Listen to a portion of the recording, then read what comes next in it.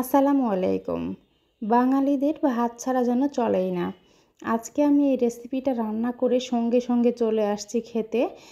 যে আমার তো আর সহ্য হচ্ছিল না এরকম একটি রেসিপি রান্না করার পর। কেননা আমি রান্না করতে করতে যখন টেস্ট করছিলাম লবণ, আমার কাছে মনে হয়েছে খুবই টেস্টি হয়েছে।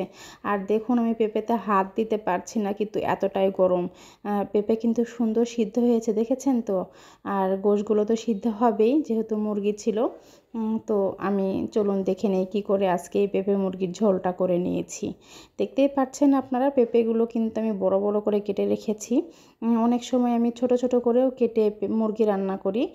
ওটার টেস্ট মনে হয় যে অন্যরকম, আবার এরকম বড় বড় করে কেটে রাখলে তার টেস্টও আমার কাছে মনে হয়েছে অন্যরকম হয়েছে।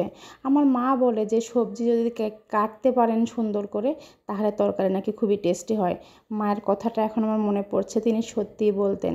তো পেঁপে ভাজার সময় খেয়াল রাখবেন যে পেঁপে যেন ভাজতে গিয়ে 50% সিদ্ধ হয়ে যায়। কেননা চিকেন দিয়ে পেঁপে রান্না করলে চিকেন দ্রুতই নরম হয়ে যায়, পেঁপে কিন্তু সিদ্ধ করতে পারবেন না তখন, ঠিক আছে? তো আমি চিকেনটা মশলা মাখিয়ে নিচ্ছি। প্রথমে দিয়েছি লবণ, হলুদ এবং লাল মরিচের গুঁড়া পরিমাণ মতো। এখন দিচ্ছি আমার স্পেশাল মাংসের মশলা 1 চামচ এবং জিরার গুঁড়া দিয়েছি 1 চামচ পরিমাণ। আদা বাটা দিলাম ভরে 1 চামচ, রসুন বাটাও ভরে 1 চামচ। পেঁয়াজ বাটা দিয়ে দেবো ভরে ভরে 2-3 টেবিল চামচ পরিমাণ হবে। যেহেতু আমি পেঁপে আলু দিয়ে মুরগি রান্না করছি, সেহেতু আপনার পেঁয়াজ বাটার পরিমাণ একটু বেশি রেখেছি। সবুজ মরিচ বাটা দিয়েছি 1 চামচ, লাল মরিচ বেটে নিয়েছিলাম আমি কিছুটা পানি মিক্স করে, সেটা ভরে ভরে দিয়েছি 2 চামচের পরিমাণ। সামান্য একটু সরিষার তেল উপর থেকে দিয়েছি, যাতে করে এই যে মুরগি ম্যারিনেশন করে রাখছি সুন্দর আপনার ঝাঁঝটা ঢুকে যায় সরিষার তেলের, এই জন্য। তো সব কিছু আমি মেখে পাশে রেখে দিচ্ছি। আর দেখতে পাচ্ছেন চিকেনের পিসেসগুলো কিন্তু আমি বড় রেখেছি, যেহেতু পেঁপেও বড় বড় করে কেটে নিয়েছি।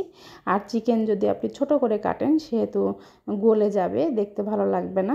এই জন্য আমি পেঁপের মতো করে মুরগিটাও বড় বড় করে কেটে নিয়েছি। সেই পেঁপে ভাজা তেলে আমি কিছুটা গরম মশলা ফোড়ন দিয়েছি আস্ত জিরা কিছুটা, আর একটা তেজপাতা। এর মধ্যে এখন সেই যে ম্যারিনেশন করে রেখেছিলাম চিকেনটা, সেটা দিয়ে দিচ্ছি। আমি সমস্ত মশলাগুলো কিন্তু মুরগির মধ্যে দিয়েছি পরিমাণ মতো। এক্সট্রা করে আমি সেরকম কিছু মশলা আর এখানে ব্যবহার করছি না। এখন আমি তেলের মধ্যে সুন্দর করে ভাজা ভাজা করে নেব চিকেনটা, ঠিক আছে? এই কাজটা একটু লো আঁচে করতে হবে, যেহেতু সব রকম মশলা দেওয়া রয়েছে, তেল ছিটে খুব।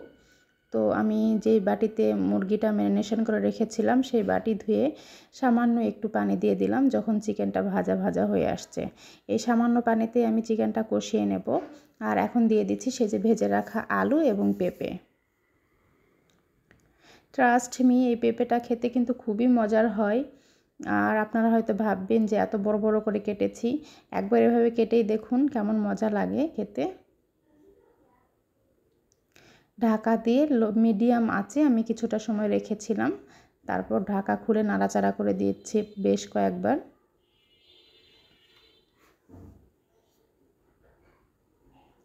আমি এই পানিগুলো শুকিয়ে আসা পর্যন্ত অপেক্ষা করছি।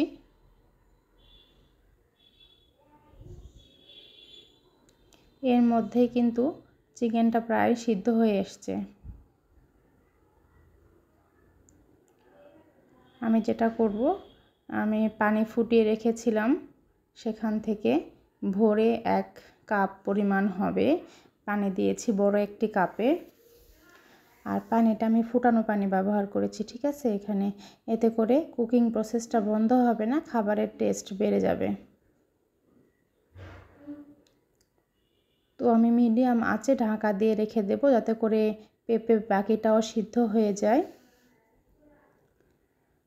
প্রায় 8-10 মিনিট পর আমি ঢাকা খুলে দিচ্ছি। আর দেখতেই পাচ্ছেন আমার চিকেন উইথ পেঁপে একদম ডান। গরম গরম ভাতের সাথে খেতে কিন্তু খুবই মজা লাগে। এরকম রেসিপি ট্রাই করবেন আর আমার চ্যানেলটাকে ফলো দিয়ে পাশে থাকবেন। আসসালামু আলাইকুম।